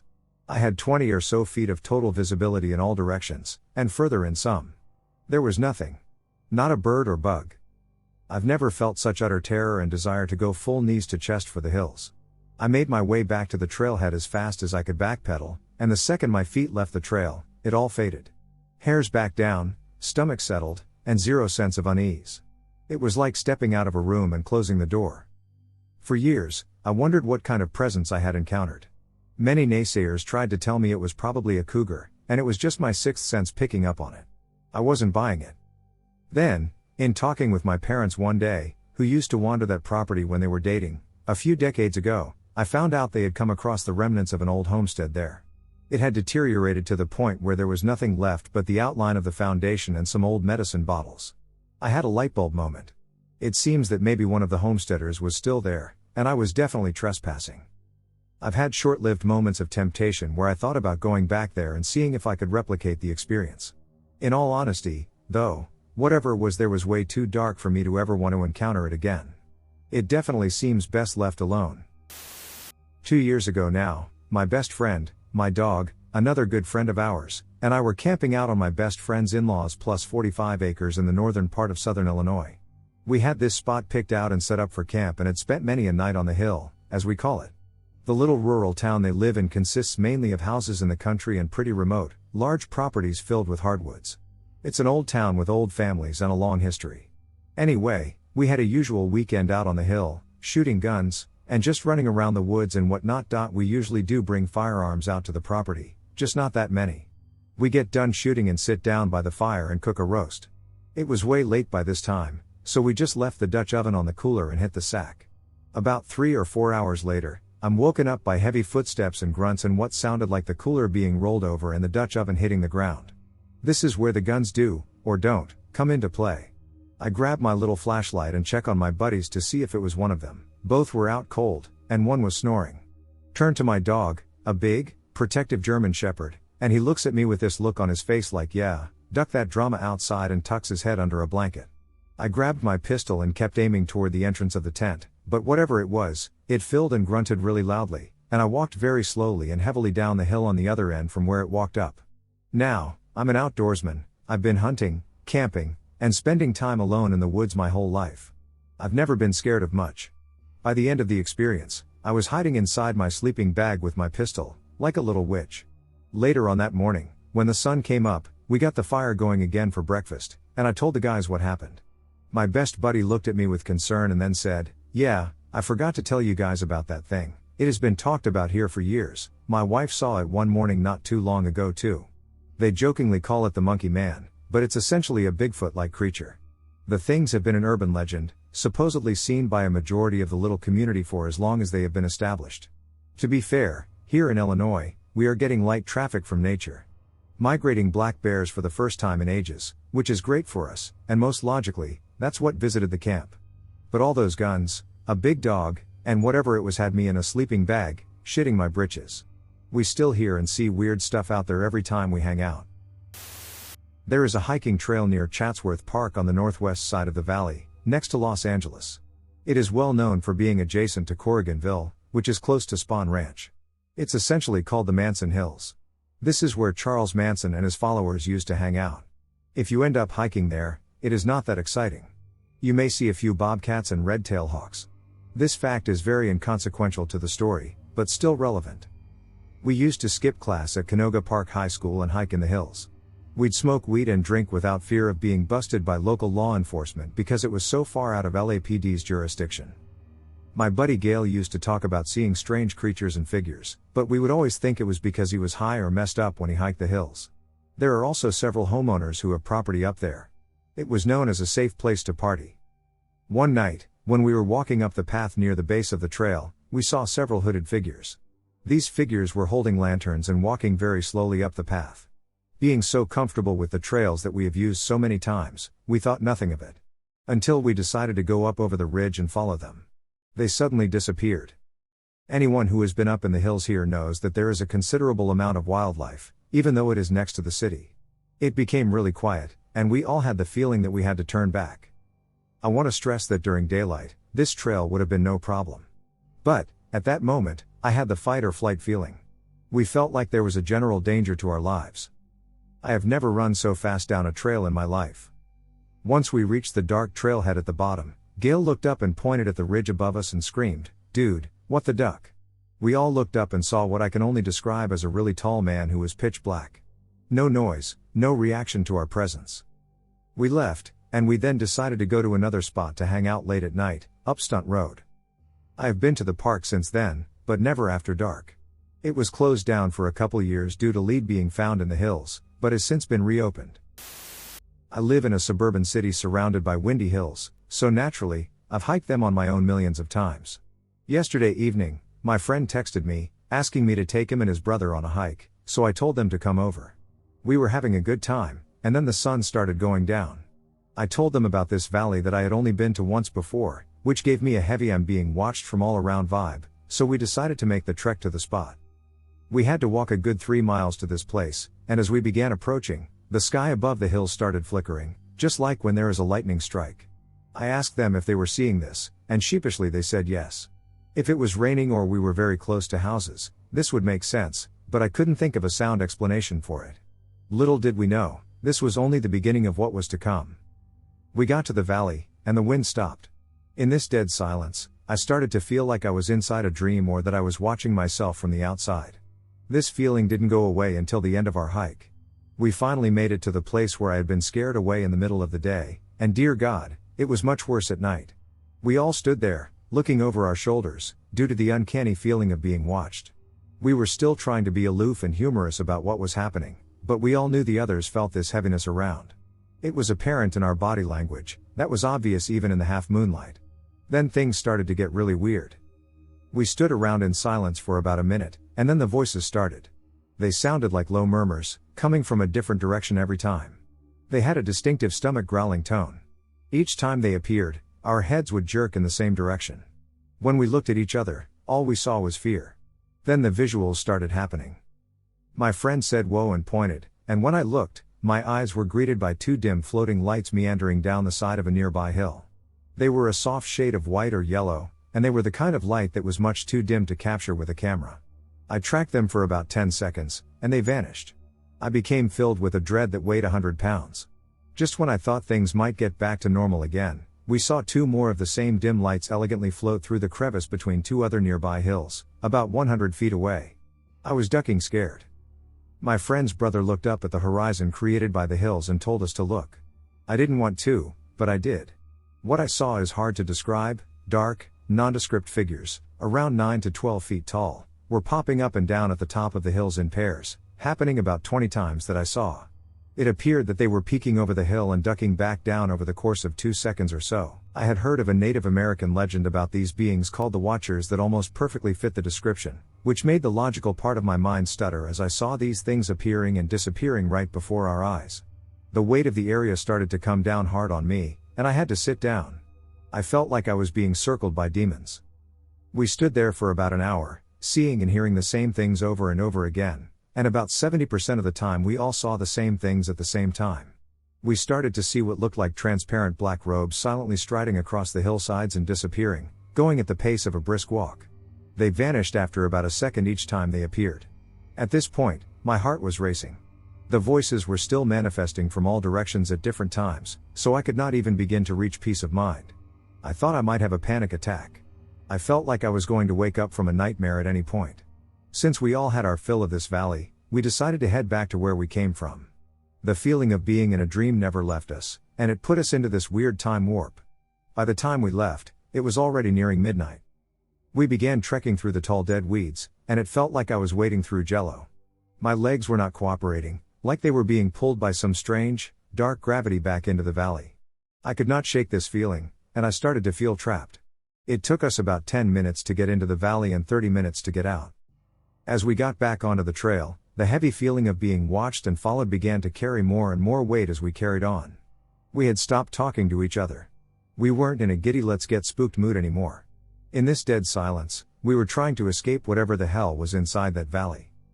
A little ways down, my friend turned around almost as if he heard his name called. When I turned to see what he was looking at, I saw a large, light blue spotlight slide across the hillside and turn off. Instinctively, I looked in the direction of where the source of it would be, and all I saw was an empty sky. We paused for a second, giving each other the look, and we began walking again in our unspoken pact of dead silence. Now we began to pick up the pace. The end was finally approaching. I felt no relief. The wind was still dead, and every once in a while, I would hear a couple of footsteps behind us. After a few stops to turn around and see nothing there, I began to ignore it. We didn't know it, but as we made the final turn back onto the main trail, we were about to witness the grand finale. My friend's brother stopped and told us to look. It was the first time any of us had spoken for quite some time, so I was startled. We saw a pair of what looked like coyote eyes on the hillside, partially lit by the moonlight. I felt a huge relief because it finally seemed like something normal was happening. Then the eyes began to float down the hillside in total silence, flickering in and out of the moonlight, and then came to a rest. I began to hear that stomach gurgling voice from the direction of the eyes, and then it happened. You know when you rub your eyes really hard and you see those phosphine clouds slide by? Well, behind the flickering eyes, a phosphine cloud manifested, and the stomach gurgling continued. My eyes could not focus on what it was. The color of it was off-white, and it appeared to be morphing constantly, which made my eyes strain even harder to focus on what it was. In silence, we watched as this thing floated across the hillside and slowly began to come in our direction. It was just like a movie, but seemed even less real. We booked it. We must have run for 5 minutes straight. The wind kicked back up, and it was carrying the voices. It was like they caught the wind to catch up to us so they would be heard. They sounded angry, but they were absolutely impossible to understand. I don't know if it was a dead language or any language at all, but all I knew was that I needed to get the duck away from them. By the time our journey came to an end, the weight of the valley had slowly dissipated. We all had a 1,000-yard stare. The feeling of being in a dream was all but completely gone.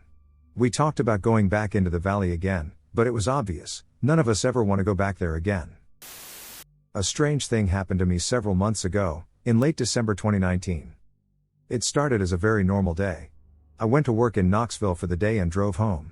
Roommate works night shift and won't be home till very late. It is 10:30 to 11 p.m. at the latest, and I am crawling in bed, turning the lights out, and beginning to doze off. My roommate still isn't home. I imagine I must have been in bed for at least 30 or so minutes, as I had started to drift off. Suddenly, I awaken to the sound of my roommate's voice. He is yelling for me to open the door and let him in. I groggily pull myself out of sleep, out of bed, and head towards the front door. My dog Oliver slowly gets up and follows me to the door, wagging his tail as he normally would if he knew my roommate was home. Strangely, as I get closer to the door, I hear the sound getting quieter or further away. In my confusion and sleepy state, I just stand by the door, listening for a second, and the voice eventually quiets to the point that it's either too quiet or it has stopped. I can't hear it anymore. Strange. It sounds like he has gone around the side of the house. I assume he is trying the back or downstairs doors. I open the door and peer outside.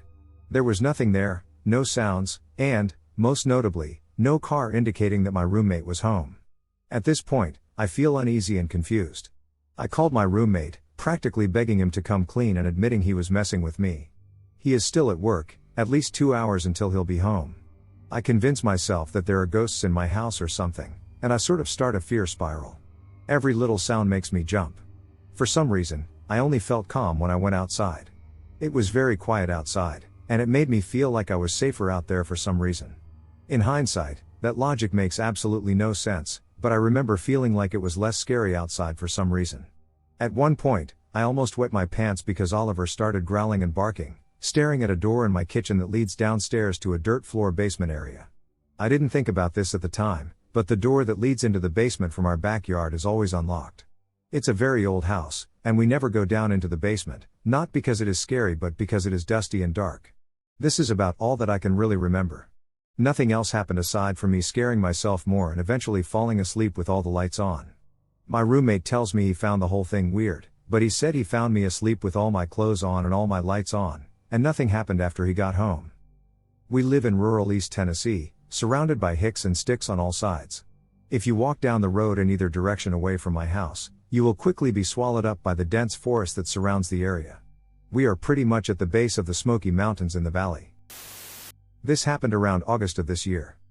So, this was a hike up to Half Dome. We had a campground about 20 minutes drive away from the trailhead, and the group was composed of me, 18-year-old male, my uncle, 32-year-old male, and my uncle's friend, I'll call him D. There were 2 girls with us, but they aren't relevant to the story. My uncle and his friend are both Christians, so there were no substances consumed that could induce the feelings I will be talking about. We get to our campsite, set up camp, and go to sleep after eating.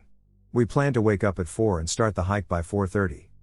I randomly wake up at 3:30 a.m., like completely wide awake, and look out of my hammock, and I remember feeling this odd feeling as if I was woken up by something, and I remember looking out at the moonlit scene. The moon was very bright for some reason, and thinking to myself, it looks like a dream. I lay back in the hammock but cannot go to sleep, and I end up waking up my uncle and friend at 3:50. My uncle asks me, "Were you walking around at night?" This is important, and I say no and ask why. He says he woke up for some reason and could hear someone walking around, not like an animal but a person.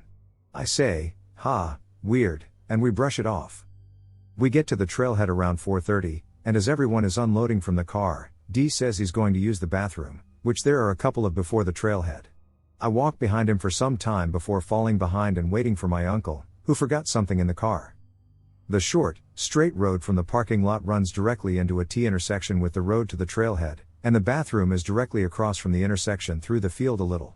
Those who have been there know what I'm talking about. We get to the intersection and wait for D to come out of the bathroom. We wait about 10 minutes before I go and check the bathroom. He isn't there.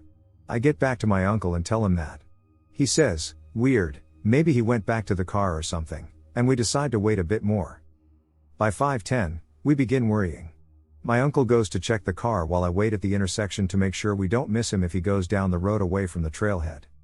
My uncle returns and says he isn't there either. We decide maybe he went up to the trailhead without us for some reason and walked up there in about 10 minutes. He isn't there either.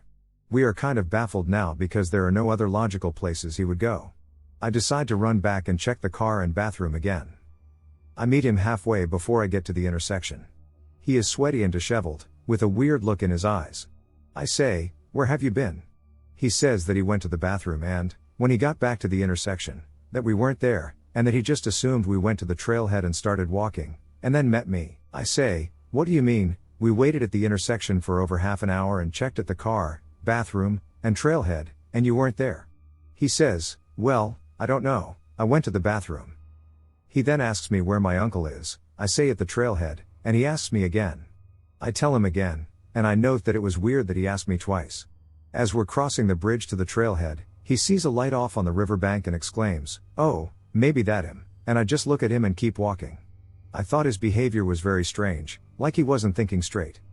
We finally get on with the hike, and it goes by as normal, except that we seem to keep losing things, such as my uncle's small red flashlight, one of the girls' gloves, a water bottle, etc. It's like we just simply forgot about the items and couldn't remember where we could have left them. On the way back, it got dark, and we turned on our flashlights. As we neared the end of the hike, after the 2 waterfalls, it began to seem as if we'd been walking for far too long. My uncle also confirms this, asking me, "Doesn't it seem like it's taking way longer to get back?" I say yes, I was just thinking that. We keep walking, but it still seems we're not making any progress. I've been on that trail many times, and as I was walking, I couldn't spot any familiar landmarks. It was weird. There was this odd feeling in the air, sort of a slight menacing feeling. It's hard to describe. I remember thinking, it feels like the woods are alive. We remarked 3 more times about how long the hike is taking and begin to laugh at it because it felt so ridiculous. After a bit, we finally and suddenly found ourselves on the final stretch and made it back to the car. Now, all of this seemed odd at the time, but I just brushed it off. I only realized how weird those events felt after we got home and my aunt asked my uncle, "Were you camping?" And he said, "Yeah, how did you know?" As we didn't tell them we were going since it was kind of last minute. She says that she had an odd dream where she saw my uncle in a tent in a forest somewhere, and someone was outside of his tent. She says she couldn't see who it was, but she knew there was a presence there. She says she woke up around 3 and had the strong urge to pray for him, and she did. My uncle kind of looks at me after that, like, "Are you hearing this shit?" I honestly don't know what to make of all of this. So yesterday, I decided to take my son for a walk at a nature preserve through this heavily wooded area.